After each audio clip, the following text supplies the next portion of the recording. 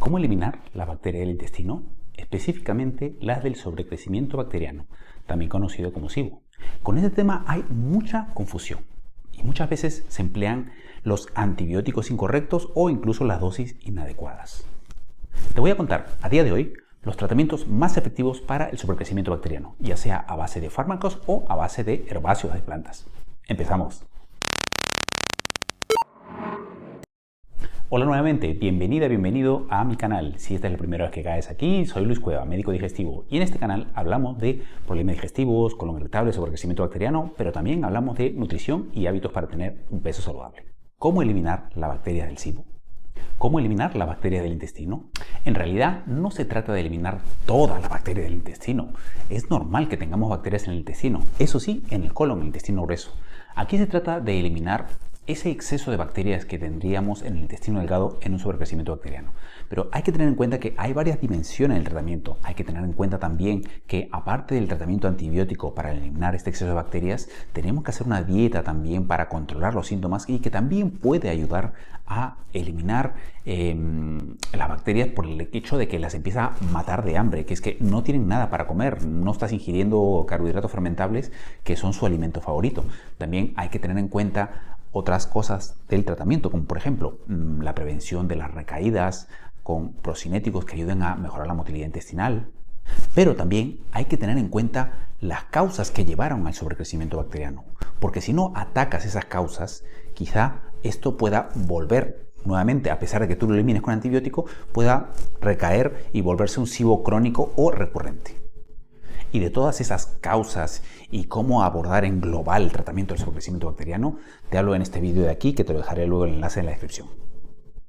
Y de todas estas dimensiones del tratamiento, de la dieta, de los procinéticos para prevenir las recaídas y del manejo de las causas, de todo esto, de la dimensión global del manejo del SIBO, te hablo justo en la siguiente de las preguntas frecuentes, que te la voy a contar en un momentito más. Pero vamos ahora con en sí los antibióticos que son los más recomendados para el sobrecrecimiento bacteriano. Para escoger los antibióticos más adecuados hay que tener en cuenta varias cosas y eso depende de cada paciente y de su situación en particular. Primero, antibióticos a base de fármacos o a base de herbáceos. Depende de la historia de cada persona, depende de qué antibióticos haya usado previamente, si ha intentado incluso utilizar antibióticos herbáceos antes y de qué tipo, qué resultados ha visto, si ha notado alguna mejoría, depende. ¿De qué otra cosa depende también? Depende del tipo de sobrecrecimiento que tenga, ya sea de bacterias productoras fermentadoras de hidrógeno o de metanógenos. Y también depende obviamente de los niveles de gas en el test de aliento, porque si hay niveles de gas muy altos, quizá tiraremos para una u otra opción o quizá necesitemos varios ciclos de antibióticos, varias rondas de tratamiento antibiótico. Si no sabes cómo es esto del test de aliento o la interpretación, todo eso te lo dejaré en un enlace en la descripción en el primer comentario y te lo dejaré aquí enlazado también. Y otra cosa que me gusta también tener en cuenta es si tienes síntomas o signos de que quizá tengas una candidiasis intestinal, un sobrecrecimiento de hongos en el intestino delgado, o que quizá tengas signos o síntomas de un intestino permeable, enfermedades autoinmunes, etc., quizá también haya que añadir, aparte de los antibióticos, otros suplementos o incluso antimicóticos para el tratamiento de los hongos. Todo eso hay que tenerlo en cuenta a la hora de sopesar por qué antibiótico tirar, por los fármacos farmacológicos o por los herbáceos. En términos generales, los antibióticos a base de fármacos que se utilizan para el SIBO son, sobre todo la rifaximina, es el antibiótico base que tiene muy buena tolerancia y no se absorbe prácticamente nada del intestino, o sea, no tiene afectación en el sistema general, es decir, no se absorbe prácticamente la sangre y toda su concentración se queda en el intestino. La rifaximina se utiliza como antibiótico único a base de fármacos, sobre todo para el SIBO de bacterias productoras fermentadoras de hidrógeno y se utiliza a dosis altas, se utiliza a dosis de 1400 a 1600 miligramos al día por unos 14 días. Y si por otro lado hay un SIBO con bacterias fermentadoras de hidrógeno combinadas con sobrecrecimiento de metanógenos, o quizá solamente hay sobrecrecimiento de metanógenos, o incluso si hay solamente un SIBO de fermentadoras de hidrógeno con estreñimiento, se utiliza una combinación de rifaximina a la misma dosis que hemos hablado hace un momento, con ya sea neomicina o metronidazol con neomicina a dosis de 1000 miligramos al día o metronidazol a dosis de 350 miligramos al día, 250 miligramos cada 8 horas, también durante 14 días, igual conjuntamente con la rifaximina. Estas son las dosis que están por todos lados y las que se ha visto que tienen mayor eficacia para el SIBO, y como puedes ver hay evidencia científica de estas altas dosis, como lo ves aquí, para el tratamiento del sobrecrecimiento bacteriano. ¿Te está resultando interesante lo que estás viendo sobre el tratamiento antibiótico del SIBO? Venga, entonces suscríbete ahora para que YouTube te avise cuando publique nuevos vídeos sobre el sobrecrecimiento bacteriano, colon irritable, intolerancias alimentarias y, como no, también nutrición y hábitos para tener un peso saludable.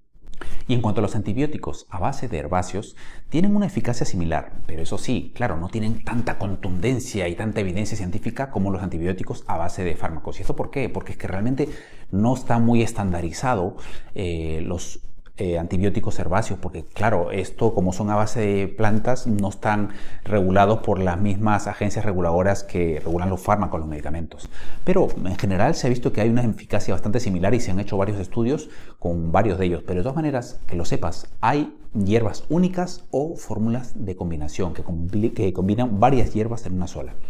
Ahora, generalmente los antibióticos a base de hierbas son menos concentrados que los antibióticos a base de fármacos, por lo cual el tiempo que se tienen que tomar es más tiempo, es entre un mes a 6 semanas u 8 semanas, y todo depende. Si son concentraciones altas de gas en el test de aliento, se suelen dar a veces los antibióticos herbáceos por unas 6 o hasta 8 semanas. Cuando se trata de utilizar antibióticos a base de hierbas únicas, yo suelo recomendar ya sea utilizar antibióticos a base de berberina, orégano o neem. En el caso de bacterias, sobrecrecimiento de bacterias fermentadoras de hidrógeno, utilizo 2 de estas 3, ya sea berberina y orégano, o berberina y neem, o orégano y neem. 2 de las 3. Y si por el contrario hay sobrecrecimiento de metanógenos, a cualquiera de estas opciones, berberina, orégano o neem, le añado alicina. O también se puede añadir atrantil. O en algunos casos, incluso dependiendo de cada paciente, el atrantil se puede tomar solo para el sobrecrecimiento de metanógenos. ¿A qué dosis? Bueno, aquí te lo dejo aquí un combinado, un resumen de las dosis que suelo utilizar y que suelen ser recomendadas por la mayoría de personas que tienen más experiencia en esto del sobrecrecimiento bacteriano. Y teniendo en cuenta que no todos los suplementos herbáceos a base de berberina, orégano, neem valen. Generalmente con los cuales se han hecho estudios y hay mayor evidencia son con estos que te estoy poniendo aquí en la imagen, y también te los dejaré en enlace en la descripción, algunos sitios donde se pueden conseguir dependiendo del lugar donde vivas. ¿Y qué hay del tratamiento herbáceo con fórmulas de combinación de varias hierbas metidas en un solo suplemento? Bueno, con los que hay más evidencia son con el disbiocide, con el FC-Cidal, Candibactin AR y Candibactin BR. Aquí en esta imagen puedes ver algunos de los protocolos que suelen utilizarse con estas fórmulas de combinación. El primer protocolo con el disbiocide y FC-Cidal, y el segundo con Candibactin AR y Candibactin BR. En ambos casos se toman 2 cápsulas 2 veces al día, se toman más o menos 4 semanas, pero siempre es importante repetir luego el test de aliento a los 4 o 5 días de haber terminado el tratamiento antibiótico para ver si se ha eliminado totalmente el SIBO o quizá todavía queda cierta elevación en la curva de gases que quizá necesite un segundo ciclo de tratamiento. ¿Es imprescindible el test de aliento siempre después del tratamiento antibiótico? Depende. Si hay una mejoría mayor del 80-90% y realmente la persona no tiene una historia de enfermedad crónica o de síntomas de muy largo plazo, realmente quizá puede que no haga falta. Pero si ya la persona tiene muchos síntomas de largo plazo o no hay una mejoría suficiente o es el segundo o tercer ciclo de tratamiento antibiótico, sí es recomendable hacerse un test de aliento posterior.